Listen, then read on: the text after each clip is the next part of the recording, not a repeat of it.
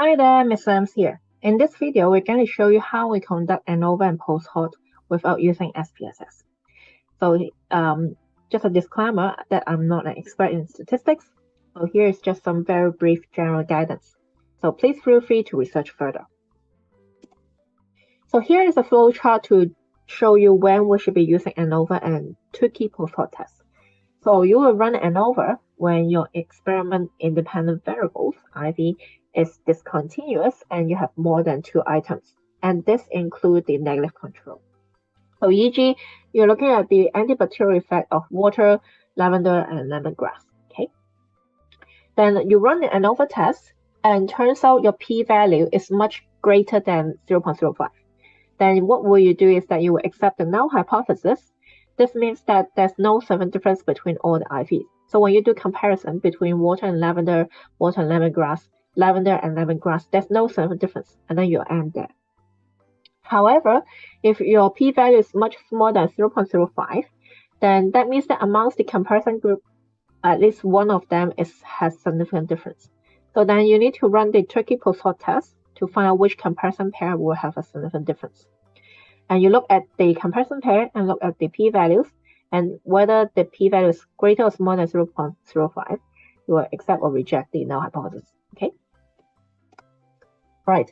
So some students will come to me and say, "Oh, Ms. Lam, how come we don't do multiple t-tests?" The reason is because every time when you run a t-test, it could have some error, and if you run multiple t-tests, then the error will accumulate.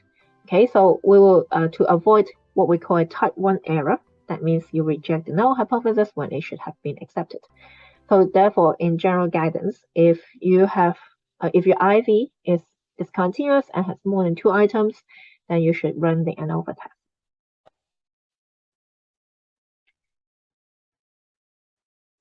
Okay, so often you obtain a p-value and then you use to compare against 0.05, which is 5%. So this 5% is the significant levels. So generally speaking, in a statistics test, you want to let the reader know how confident you are in terms of the confidence levels. Okay, so if it's a significant level of 5%, that means it's a confidence level of 95%.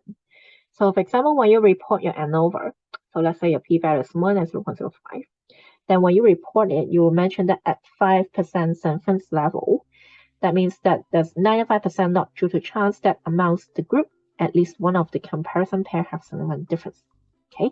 Now, if your p-value is really, really small, smaller than 0.01, then that means you are at 1% significant levels, and 99% not due to chance that A and B or B and C have significant difference. Okay.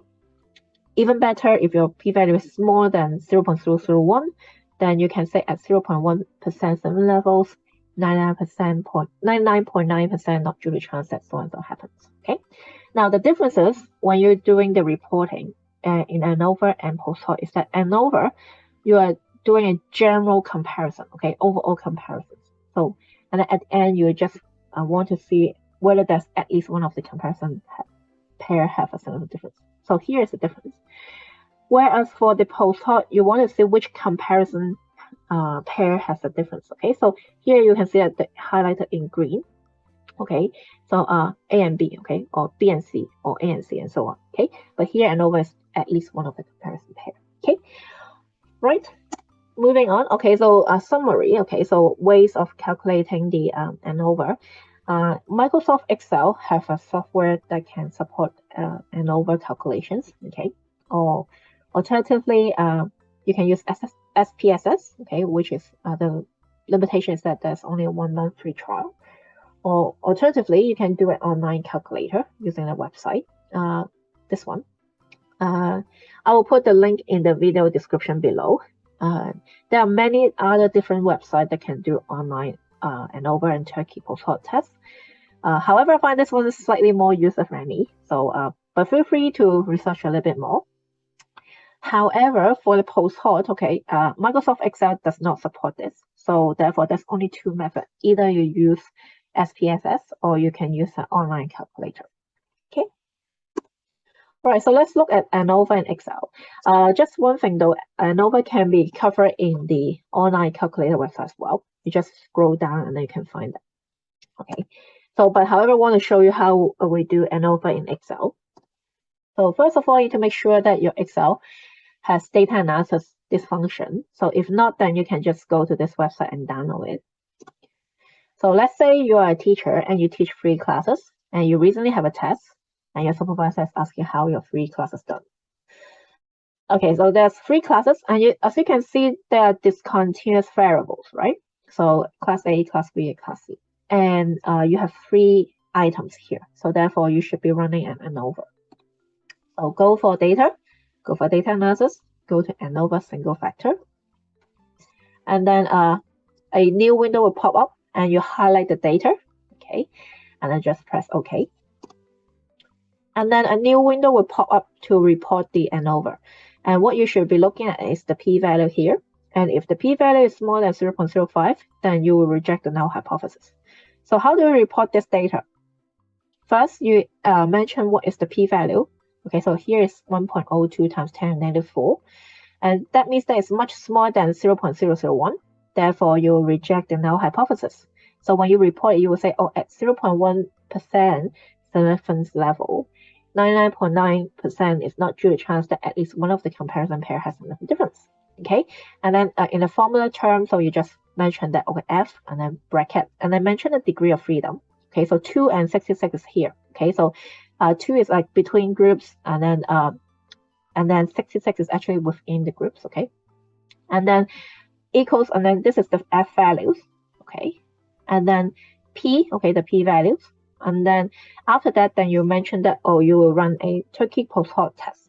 Okay, so that's how you report the ANOVA. Okay, right, the next part. Okay, so now we have reject the null hypothesis. Okay, we'll need to run the Turkey post-hoc test to find out which comparison pair has a difference. Okay, right.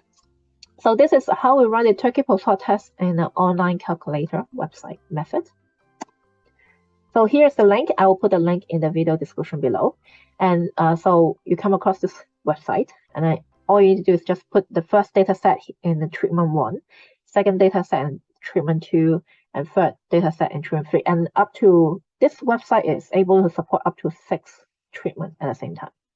Okay, so that's the limitation. They can only allow 6. So if you have, let's say, have more than 6, then perhaps you need to search another website or just go to the SPSS. Okay, all right. So and then you press submit.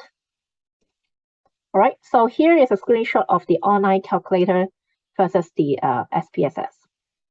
Okay. I just want to say a big thank you to Ashley for showing us the screenshot. Okay. So very quickly, let's go through that and compare the differences. Okay. So in the website, this one will pop up, okay, and then they were just comparing item 1 and item 2, okay, and they give you a p-value, and then they even mention the result, whether you should accept or reject the null hypothesis. Okay. Now, if you compare it with the SPSS, you will find that, okay, so this item 1 versus item 2, okay, so seven levels is 0.526, okay, so here is 0.52555 and so on, okay, so actually they're the same. Okay, and I think the reason why the website is slightly more user-friendly is that they screen out the repetitive part. Okay, so for example, here you can say 1, 2, 1, 3, okay, and then here is 2, 1, okay, so actually 2, 1 and 1, 2 is the same. Okay, so they screen all out, right? Yeah, so that's the comparison between SPSS and also the Turkey post-hoc on website. Okay, so how do we report the post-hoc test?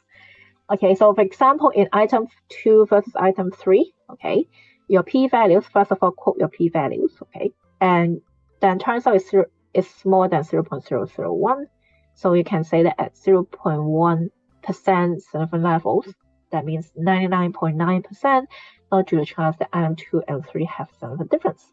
Okay, so that's how you do it. Okay, oh, by the way, you need to also mention that you reject the null hypothesis, of course. Okay, all right. I think that's about it. I hope you will find this video useful. And bye for now.